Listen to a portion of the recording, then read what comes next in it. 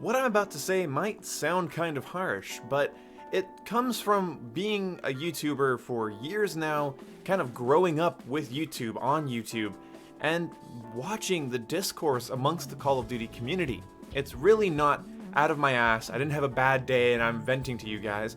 This is from a lot of experience with the community, and me also watching other people who have more subscribers and have different content styles from me, watching their interactions with the Call of Duty community. So, yes, this video is harsh, but it doesn't come from a place of anger, it sort of comes from a place of analysis. So please give me credit for that if you can, and hope you enjoy the video. Recently, gaming as a whole has been pretty negative when it comes to YouTube and Twitter. A lot of complaints, everyone's a critic, and most importantly, and also sadly, most people believe their criticisms are that of a professional reviewer. And yeah, I've fallen into that trap before as well. Growing up, I thought because I watched video essays on game design that I was a game developer and could essentially fix any problem that I had with a game through complaining. And as stupid as it may sound, I actually still kinda believe that I can. I still feel like I can analyze a game and pick on it, but my tone has softened a bit.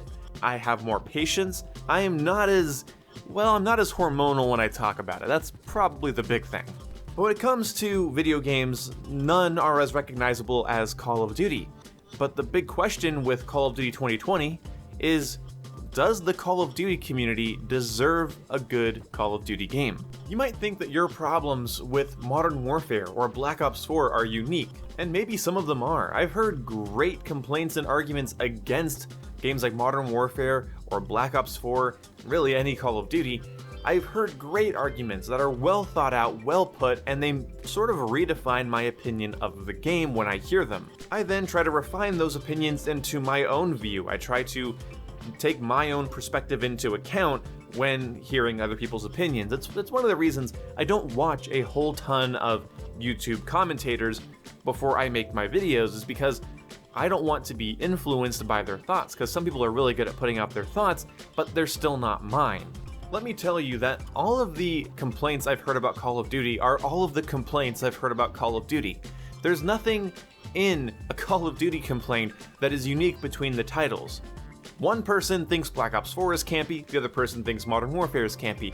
One person thinks that these guns are overpowered and that these guns are fine. These maps are good, these maps are bad, these game modes play well, these game modes play poorly. A Call of Duty complaint is a Call of Duty complaint. Everyone complains about the netcode, everybody complains about lag and spawns, and if you go to other shooters, it's the same problem. Spawns, weapon balance, map design, they're consistently complained about if you know where to look. The thing is most people that enjoy the games aren't sharing their opinions, at least as loudly or as often. So you don't really hear the people that love Modern Warfare, for instance, because they're just busy playing it. The people that don't enjoy it feel like they've been swindled, they've lost their money, they've wasted it on this game, and they're tired and they're irritated and they have so much to say. And while their opinions are valid, a lot of them are based in hyperbole and over-exaggeration. I mean, when Advanced Warfare came out, everyone said it was like Halo, because everyone was jumping around, right? But if you've played Halo, you know that being in the air is a period of vulnerability, whereas Advanced Warfare was much faster with how fast you go up and then control your movements in the air. If you read comments from hardcore players, they say that in core mode it's ridiculous because they have to use an entire mag to kill a single person, which is preposterous. Most of the good ARs in the game are gonna kill in 3 to 6 shots, and if you can't land those and you have to spend 30 to hit 3, or again, oh god, some of the magazines, like the M4 can have a 60 round mag, you have to use all of that to kill somebody? It's over exaggeration, it's all hyperbole. There are people that think aim assist is a form of aim auto lock-on. They think that it works like GTA 5 or Red Dead 2. They really think that it just locks onto a target and doesn't move.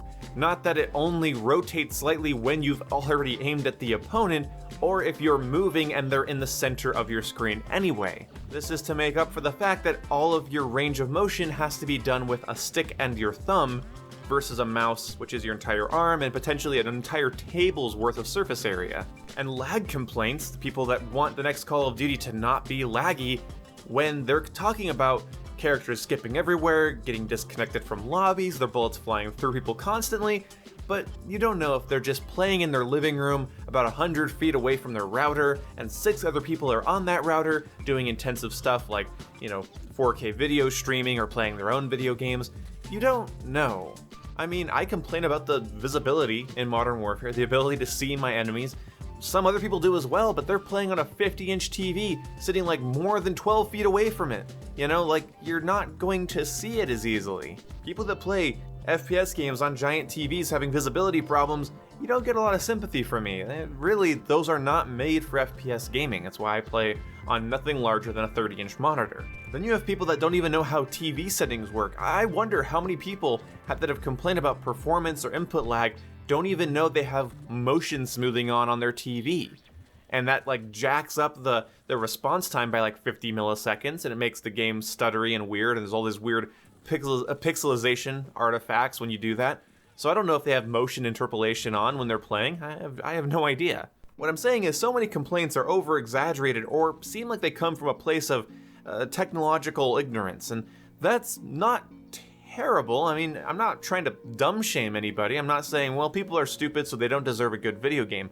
What I am saying is that if we are supposed to be assuming that our feedback and our complaints are to drive developers to make better games, look at the complaints they're receiving. They're not getting straightforward complaints, and a lot of the complaints you could apply to any singular FPS game on the market. Not all feedback is good, and so many complaints are entirely worth ignoring.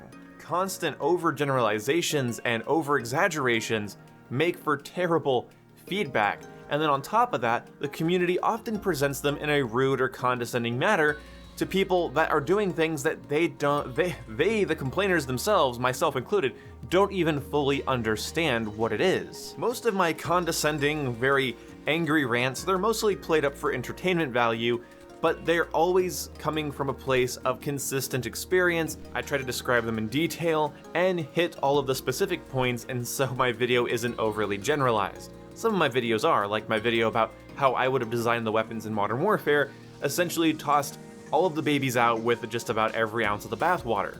Also, some things are said conversely. They're meant to be a conversation starter, an idea, a thought experiment, and people take them absolutely literally. I can't tell you how many times I've seen people jump down my throat when I'm simply sort of picking the brain of a larger concept. I'm not exactly trying to debunk or displace.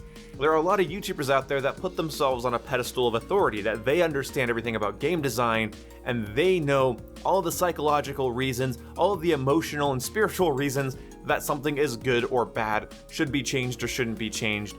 But for me, a lot of it is just, so hey, what if?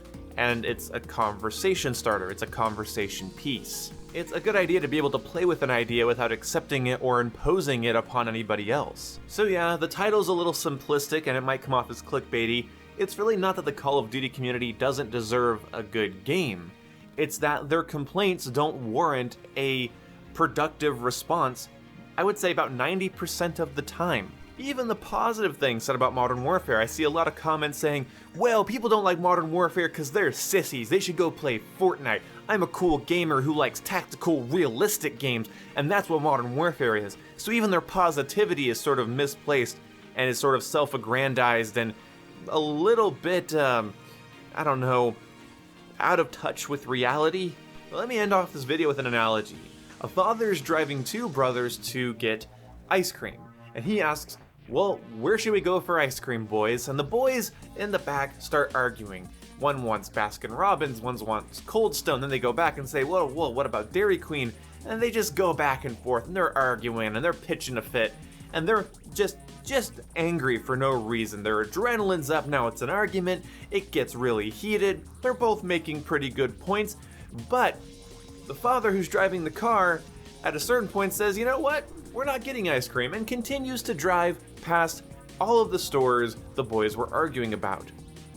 At a certain point, your feedback is unnecessary. At a certain point, it's irritating to listen to, and people don't want to pay you any mind. They're tired of you going at people's throats, they're tired of you being toxic, they're tired of you seemingly not having any justification for your own opinions, and they can't trust that you're arguing because you really care about where the ice cream comes from, or if you are just trying to get attention or you're just being stubborn. And so they keep driving. And that's really what it is. It's really what it is. And it's a really great analogy too, because like ice cream, video games are not necessary to your health, okay? These are not super serious things. They're electronic toys. They're fun ways we can play with our friends and get better at things. I'm not saying they're not important. I'm not saying they're just video games, but in some ways, we have to look at them as the frivolous luxury that they are. They're not important to your survival. And although you want them to be good, and although you want them to come from a specific place, you really have to be careful about how you go about getting it. And compromise is a good thing, and the community needs to stop looking at each individual person as out to kill their enjoyment. See you when I see you guys. Goodbye.